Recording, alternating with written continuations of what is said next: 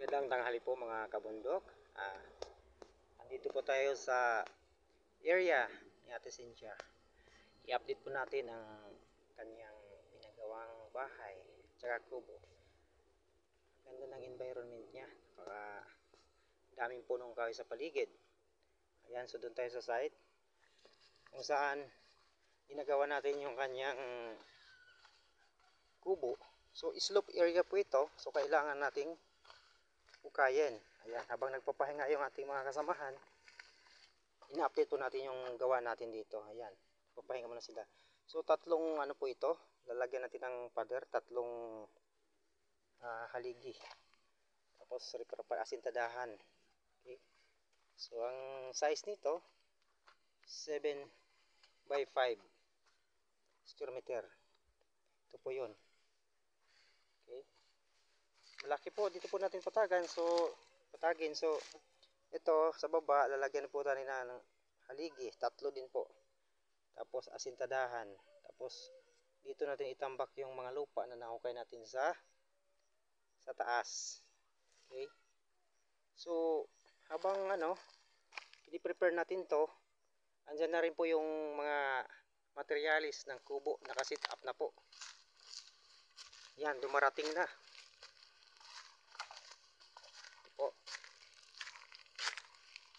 Ayan, so i-assemble na lang pagkatapos ng pagpatag doon sa area. Ito po yung kanyang mga kubo. Sobrang excited na po yung may-ari. Kaya habang ginagawa natin yung bahay niya, ayan, lumilipat na po sila. Samantala yung ating kasama, ayan, grabing hakot ng mga materialis para sa buuing bahay ni Ate Cynthia, 2 palapag. Yan, pangatlong araw po natin ngayon. Yan, tapos na yung kanyang septic tank. So asintada na lang po. Yan, laki, 7 by 5 ang lalim.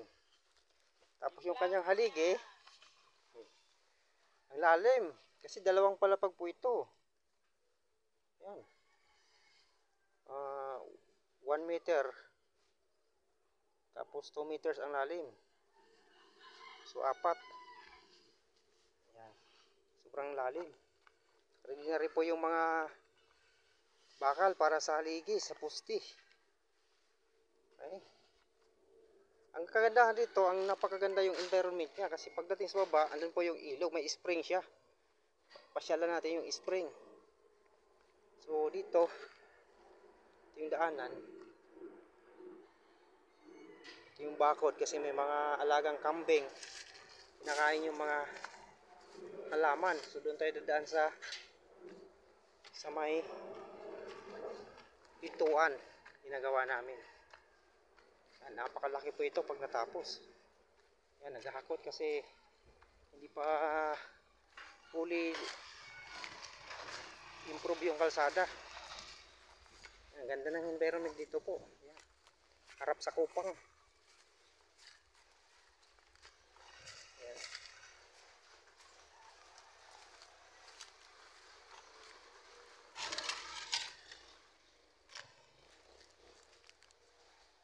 So gustong gusto talagang lumipat agad ni Ate Cynthia dito dahil sa unang-una yung environment. Ayan, ayun po yung mga gamit nagkalat. Binintan yung bahay niya, gusto niya lumipat dito. Ayan. So pinagtulungan namin, bayanihan kami para matapos agad yung bahay niya. Ito po yung harapan ng area niya. Ayan. Yung mga ginagawa natin. Okay. Lawak nito, 250 square meter po yung kanyang lawak. So yung kanya kasing kubo, nabayaran na noon, hindi niya alam na magkaroon siya ng lote dito. So dito na niya ini-install. Miss nandun sa malayong lugar pa, mas malayo. E dito kasi, lapit sa Quezon City lang. So gustong gusto yung area, gustong gusto niya magtanim. Kaya itong ano dito, area dito, ito yung pagtamnan-tamnan niya. Yan. ito po yung creek. Doon po yung spring, may mga naliligo. So, okay. Ito po, napaka-environment friendly o lover po ito si Ate Cynthia. Hindi siya nagpatupik-tupik pa. Pinapagawa agad niya yung mga bahay niya rito, pinapagawa niya na agad. Yan, ito yung kubo. Tayo ng kubo hanggang dito. Tapos by Tuesday, siguro tapos na itong pagpatag namin. Babalik din po yung mag-install ng kubo para dito na. Pwede nang tulugan ni Ate Cynthia kasi 6x4 po ang haba nun. So meron siyang parang kwarto. Tsaka mayroong terrace. Okay. Marami nagsabi, bakit hindi na lang hintayin matapos yung bahay niya? Bakit imbis na papagawa na sa bahay niya, bakit kailangan pang papagawa ng kubo? Itong kubo kasi niya, para doon dapat sa una nilang nakuhang lote. Kaso lang malayo masyado. Malayo sa Kabiasnan. So, dinadivert na lang niya rito. Sayang din naman kasi bayad na.